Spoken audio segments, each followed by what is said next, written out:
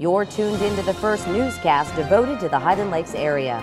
Local team coverage on Tribune Headline News, bringing you the stories you care about now. Hi everyone, I'm Connie Swinney. You're watching the Picayune TV on Northland Channel 15. Here's a look at the stories we've been working on. The Marble Falls City Council tightens regulations for peddlers around the community. We have a list of the new rules.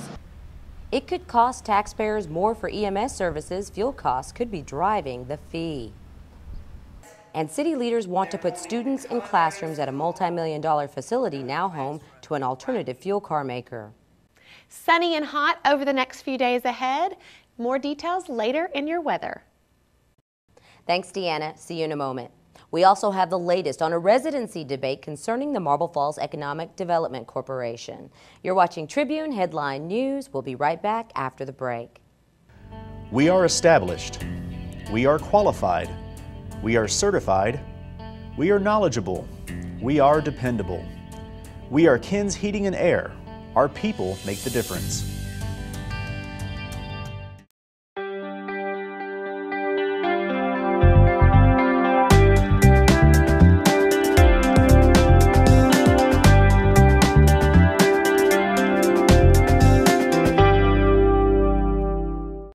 Welcome back. As it stands now, you must live within the Marble Falls city limits to serve on the community's Economic Development Corporation. And that's the way it will remain for now, according to the EDC. At issue was a proposal to potentially expand the candidates pool for the EDC board. EDC members proposed permitting people who own businesses in the city but live within 10 miles of the city limits to be able to serve on the board. Marble Falls City Council, which appoints and oversees the board, had approved the idea, but with a few changes. The two groups couldn't agree on those changes, and the EDC eventually shot down the proposal altogether to be brought up at a later time. In our next headline, peddlers on Marble Falls City streets have a few more rules to follow as they sell their wares to the public. Local peddlers include businesses like this brick oven pizza stand on Highway 281 in Marble Falls. An updated policy for street vendors includes displaying state health permits and providing quarterly sales tax reports to the city. During a recent city council meeting, one vendor was able to ask for possible variances for businesses to operate outside the 7 a.m. to 7 p.m. requirement during peak tourism seasons. The council offered to handle extensions upon request on a case-by-case basis. Being a tourist town, a lot of folks in the summer probably may not get around to eating until after 7 o'clock. And you know, this time of night, definitely when people want to come and eat wood-fired brick oven pizzas, so that was an issue. Along with more restrictions comes an increase in fees for vendors. Those increases are from $10 to $50 for one-person outfits and from $20 to $200 for businesses with 2 or more people. In our next headline, we have another potential fee increase to tell you about. This time, the price for emergency crews to come to your door if you live in and around Marble Falls. Marble Falls Area EMS approached the City Council for their approval of a string of fee increases.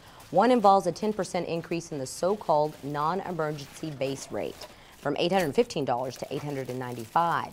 Local EMS officials say they have not asked for such increases in 6 years, but now the cost of doing business is outpacing their ability to properly fund the operation.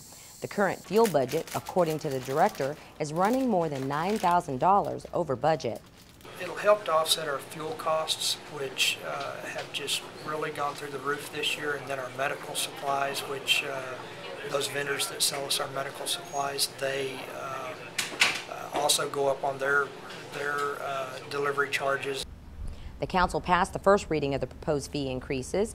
If finally approved, the increases could go into effect June 1st. EMS officials must ask each government entity within its jurisdiction for approval before the fees can go into effect.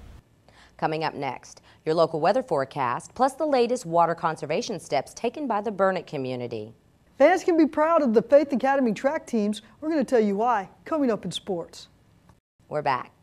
Drought conditions continue to grip the area. The city of BURNET is the first to ask for voluntary water conservation measures from their citizens. The Stage 1 drought plan recommendations include an outdoor watering schedule coinciding with street addresses And avoid washing vehicles or watering yards between 11 a.m. and 7 p.m. is another recommendation. You can find more details at the website on your screen. As you can see, the conditions are very, very dry out there, and there doesn't seem to be much relief in sight. Here's Deanna Nail with your weather forecast. Hey everyone, I'm Deanna Nail, back with your PicayuneTV.com weather forecast here on Northland Cable Channel 15. Well, it looks like we'll start our weekend with morning low clouds Friday and reaching highs near 90 degrees. Let's take a look at more of the weekend ahead. Into our Friday evening, it looks like we have increasing clouds with lows around 66, south winds between 5 and 15 miles an hour, but watch out, those wind gusts are back, reaching as high as 20 miles per hour. Into our Saturday, we've got partly sunny skies for that chilly cook-off with highs near 90 degrees. Southwest winds between 10 and 15 miles an hour, but gust again as high as 20 miles per hour. Into our Saturday evening, mostly cloudy skies with lows around 71, with those wind gusts sticking around.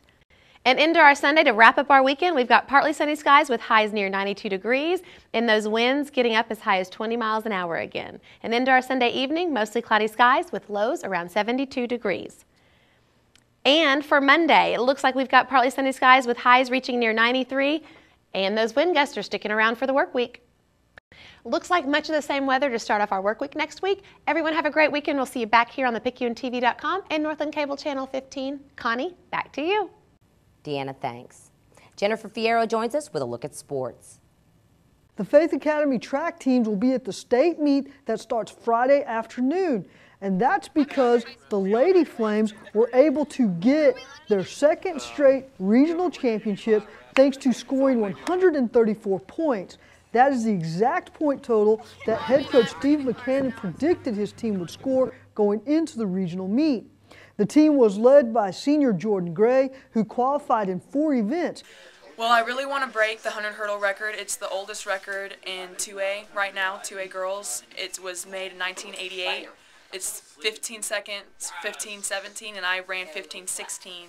I ran 15:17 at regionals, so I just need to get below it. The Lady Flames set a new school record by sending 10 girls to the state meet. Not to be outdone, the Flames finished with 61 points in the boys division to go second overall. And that means they also sent 8 Flames to the state meet, including sophomore Brian Freeman. We did get a chance to talk to Brian about the state meet, and then of course we caught up with head coach Russ Roberts and got his thoughts. Here's what they had to say. It feels great. You know, we haven't really been as well in track, the guys team at least, as we have been this year. We won district. I don't think we've ever done that, and we did really, really good in regionals. So I think we're having a great year according to standards and stuff. Well, I think the first thing it says is the oddest thing that God has blessed us here at the Academy with some unusually gifted athletes. I think we're a lot more athletic here than people would give us credit for, and that's a huge thing, especially in the eyes of a track coach, because in track you can't really strategize, you can't really hide faults and weaknesses. Okay. So I think it says that first, and then secondly, and probably more importantly, it talks about the character of our kids. These are kids that, because of their great situations that they've come out of or they've gotten into, that they're very dedicated, and they have a ability to commit to a goal, and I think that's one of the things that's been a pleasure for me all year long coming out of the public schools, the way our kids can commit to a goal, focus on it, stay focused, and improve. The state meet will be in Waco starting on Friday and concluding on Saturday. That's it for sports. I'm Jennifer Fierro. Connie, back to you. Thanks so much, Jennifer, for that report.